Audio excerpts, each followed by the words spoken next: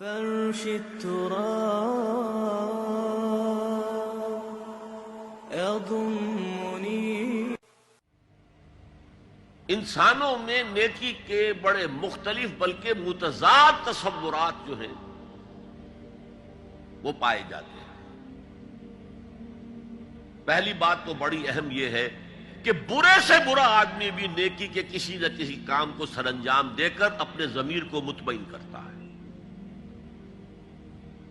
میں ڈاکہ تو ڈالتا ہوں لیکن بیواؤں اور غریبوں کی مدد بھی تو کرتا ہوں اپنے علاقے کے. میں فلاں کام تو کرتا ہوں لیکن فلاں مزار پر جا کر میں نے چادر بھی تو چڑھائی ہے، وہاں دیگ بھی تو پیش کی ہے. اس کی وجہ کیا ہے؟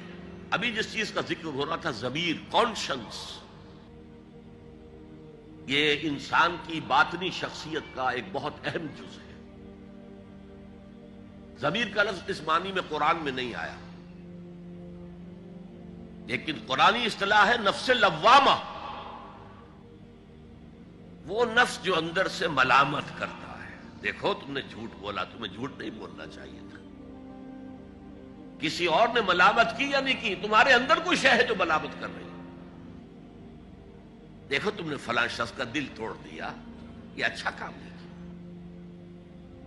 یہ ہے لوامہ جس کی قسم کھائی گئی، لا اقسم بیوم القیامت ولا اقسم بالنفس اللوامہ. یہ نفس لوامہ ہر انسان میں ہے، اور جیسے ہمارے ظاہری وجود کے تقاضے ہیں، بھوک لگتی ہے، پیاس لگتی ہے، اسے کپڑے کی ضرورت ہے موسمی اثرات سے بچاؤ کے لیے، یہ جو مانوی شخصیت ہماری اندر ہے یہ بھی کچھ ڈیمانڈ کرتی ہے. اور انسان اپنے آپ کو مطمئن کرتا ہے، ریشنلائز کرتا ہے. ٹھیک ہے یہ تو خرابیاں ہیں، لیکن میں نے یہ کام بھی تو آخر کیے ہیں نا. یہ انسان کی ایک لازمی ضرورت ہے، اپنے ضمیر کو مطمئن کرنا. اب دیکھیے ہمارے ہاں کے مختلف طبقات میں مختلف تصورات ہیں نیکی کے جو رائج ہیں. ہمارے ہاں ایک مذہبی طبقہ ہے جس کے نزدیک اصل اہمیت ریچولز کی ہے، عبادات کی ہے، رسومات کی ہے. معاملات میں وہ دھوکہ دے رہے ہیں، سودا کر کے پھر گئے، ان کے دلوں میں نرمی نہیں ہے،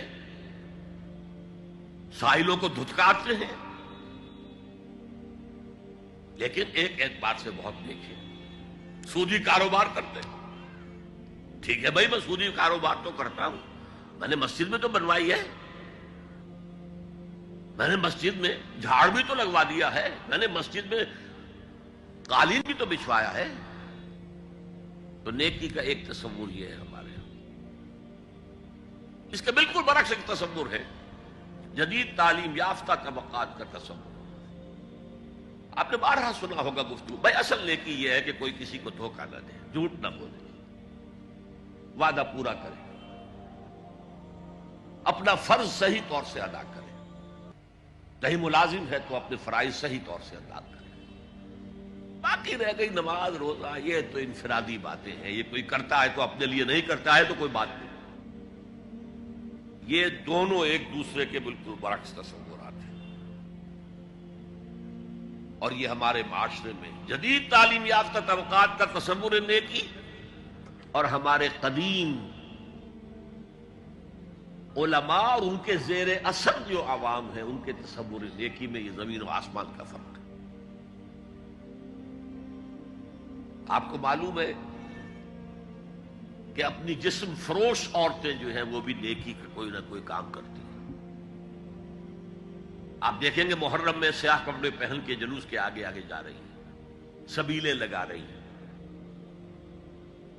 مختلف مزاروں میں جب عرس ہوتا ہے وہاں جاتی ہیں، دھمال کھیلتی ہیں، وہی سیاہ کپڑے پہن کے. وہ بھی اپنے آپ کو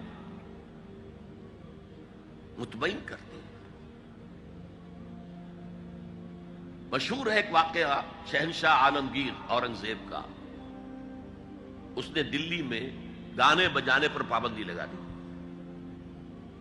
اب ظاہر بات ہے جن کا یہ پیشہ تھا ان کا دھندا ختم تو آمدنی ختم. لاکھ کوششیں کی لیکن اورنگزیب ٹس سے مس نہیں ہوا. پھر انہوں نے ایک عجیب ترکیب کی. وہ دریائے جمنا بالکل ساتھ بہتا تھا، یہ قلعہ اس شکل میں بنایا گیا تھا، اب تو ذرا فاصلے پر ہے. تو ایک کشتی میں وہ جمع ہو گئے، سازندے بھی اور ساز بھی اور گاتے بجاتے ہوئے.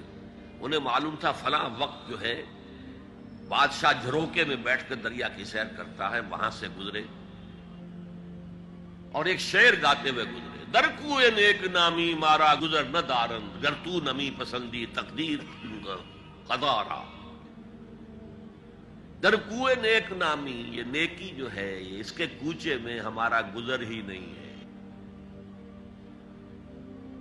در کوئے نیک نامی مارا گزر نہ دارند، یہ تو اللہ کی طرف سے فیصلہ ہے، اس کی مقرر کردہ تقدیر ہے. گر تو نمی پسندی تغییر کل قضارا، اگر تجھے پسند نہیں ہے تو تقدیر بدل دے.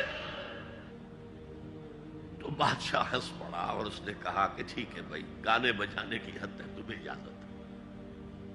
تو ہر ایک طبقے کا اپنا ایک تصور ہے نیکی کا. جیسے میں نے پہلے عرض کیا، بڑے بڑے ڈاکو جو ہیں وہ اپنے علاقے کے بیواؤں یتیموں کی سرپرستی کرتے ہیں. ویسے نہایت درندگی، سفاکی، انسانی جان کی کوئی حیثیت ہی نہیں. تو نیکی اصل میں کس شے کا نام ہے، کون سی چڑیا کا نام ہے، نیکی حقیقت میں کیا ہے، وہ ہے اس آیت کا مضمون. میں مثال دیا کرتا ہوں، ایک عام قصہ ہے کہ کسی گاؤں میں پہلی مرتبہ ہاتھی آیا. اب وہاں نابینا لوگ جو تھے انہیں بھی پتہ چلا ایک عجیب جانور آیا ہے. وہ آئے اور کسی نے اس کی ٹانگ کو ٹٹولا. اس نے کہا ہاتھی ایک ستون کے مانند ہے. کسی کا اس کے کان کے اوپر ہاتھ پڑا، اس نے کہا چھاج کے مانند ہے وہ.